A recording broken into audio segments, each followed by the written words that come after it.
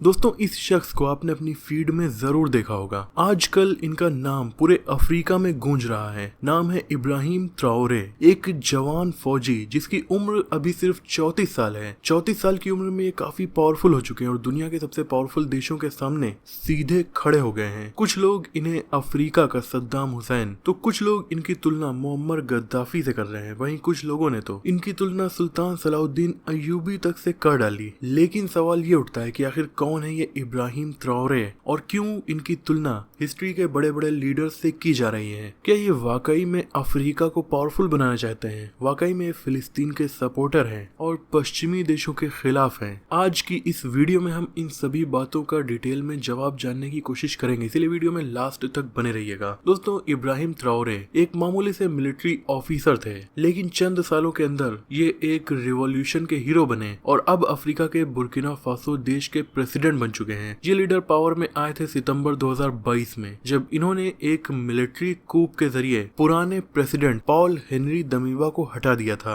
इस तख्ता पलट को करने के बाद इब्राहिम ट्राओरे ने बात खुद कही थी कि हमारा देश बर्बादी की तरफ जा रहा है, आतंकवादी हमले लगातार बढ़ रहे हैं और लीडरशिप फेल हो चुकी है। फिर क्या था, इन्होंने अपने हाथ में अपने देश की सत्ता संभाली और बुर्किना फासो में एक नई जोश, एक नई लीडरशिप लेकर सामने आ गए। दोस्तों, बुर्किना फासो एक छोटा सा देश है जो कि पश्चिमी अफ्रीका में पाया जाता है। आसपास के देश है माली, नाइगर, घाना और आइवरी कोस्ट। अब आप सोच रहे होंगे कि ये देश इतना इम्पोर्टेंट क्यों है। दोस्तों, इस देश में सोने की खाने हैं और भी बहुत सारे नेचुरल रिसोर्सेज हैं और स्ट्रेटेजिक लोकेशंस भी हैं। ये एक मुस्लिम मेजोरिटी देश है और यहाँ पर 60% से ज्यादा लोग इस्लाम धर्म को फॉलो करते हैं। इसीलिए यहाँ के लोगों में पैलेस्टीनियन कॉज भी काफी ज्यादा इम्पोर्टेंट टॉपिक बन जाता है और इन्हीं सब बातों की वजह से लोग इब्राहिम ट्राओरे को काफी ज्यादा सपोर्ट कर रहे थे। 2022 में जब इनका देश आतंकवादी हमलों, करप्शन और इकोनॉमिक कोलैप्स की एज पर था, तब इब्राहिम ने तख्ता पलट करके पावर अपने हाथ में ले ली। इन्होंने प्रेसिडेंट पॉल हेनरी दमीबा को हटा दिया। इनके बारे में लोग कहते थे कि ये फ्रांस के पपेट हैं। ट्राओरे ने कहा कि हम सिर्फ सर्वाइवल के लिए नहीं जिएंगे, बल्कि हम अपनी डिग्निटी के साथ जिएंगे। उनके ये वर्ड सिर्फ बुर्किना फासो नहीं बल्कि अफ्रीका के बहुत सारे देशों में रहने वाले यंगस्टर्स के दिल में गूंज उठे, क्योंकि अफ्रीका में आज भी स्लेवरी, नियो कॉलोनिज्म और इनजस्टिस भरा हुआ है। यहाँ के बहुत सारे देशों में जो गवर्नमेंट्स हैं वो किसी न किसी पश्चिमी देशों के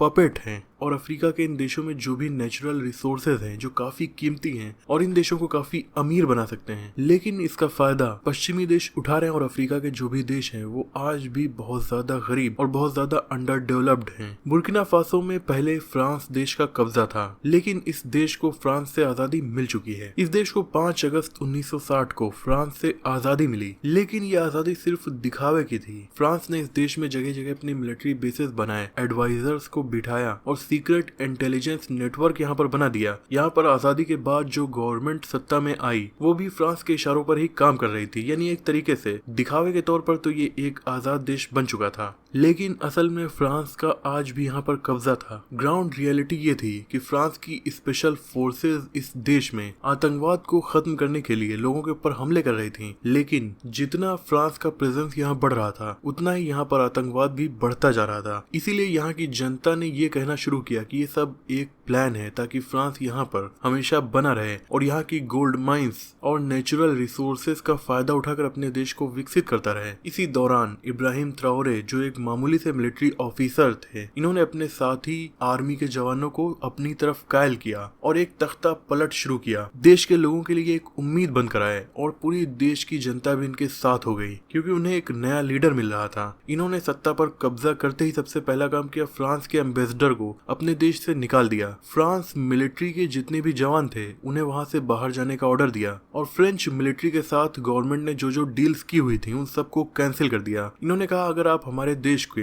रिसोर्सेज को ले रहे हो तो आप हमें सिक्योरिटी दोगे या गुलामी दोगे, हम आपके गुलाम नहीं हैं। उनके इस डिसीजन के बाद फ्रांस लिटरली अपना बैग पैक करके बुर्किना फासो से वापस चला गया। यहाँ के मिलिट्री बेसिस पर या जिन बिल्डिंग्स पर फ्रांस देश के फ्लैग्स लगे हुए थे वो सब फ्लैग इन्होंने हटवाकर सिर्फ अपने देश के फ्लैग्स लगवाए। अब फ्रांस एक पश्चिमी देश है और अमेरिका का बहुत बड़ा सपोर्टर है, इसीलिए इसमें अमेरिका की भी एंट्री हो जाती है। अमेरिका ने देश में अपनी मिलिट्री नहीं भेजी, बल्कि इनडायरेक्टली इन्हें वार्निंग देना स्टार्ट किया कि बुर्किना फासो अब रशिया के इन्फ्लुएंस में जा रहा है, जिसका सिंपल सा जवाब इब्राहिम ट्राओरे ने दिया कि अगर आप सच में आतंकवाद से लड़ना चाहते हो तो हमें सपोर्ट करो, हमारे ऊपर हुकूमत करने की कोशिश मत करो। हम ओपनली बोल चुके हैं कि हमें कोई पपेट गवर्नमेंट नहीं चाहिए, ना ही नाटो चाहिए, हमें सिर्फ इंसाफ चाहिए। अब ये बातें 34 साल का लीडर बैठकर छोटे से देश बुर्किना फासो में बोल रहा था, लेकिन इसकी गूंज अफ्रीका में सुनाई दे रही थी, क्योंकि अफ्रीका में केवल बुर्किना फासो ही नहीं, बहुत से ऐसे देश हैं जहां पर आज भी पश्चिमी देश इनडायरेक्टली अपना कब्जा किए हुए हैं और वहां के नेचुरल रिसोर्सेज, वहां की गोल्ड माइंस का अपने हित में इस्तेमाल कर रहे हैं। दोस्तों, आपको बता दें कि अफ्रीका महाद्वीप दुनिया का सबसे पिछड़ा महाद्वीप कहा जाता है। यहाँ के लोग खाने पानी को लेकर भी परेशान हैं, लेकिन दुनिया की सबसे कीमती चीज सोना यहाँ पर भरा हुआ है। अफ्रीका में पूरी दुनिया का 40% गोल्ड रिजर्व है। उसके बाद भी यहाँ की गरीबी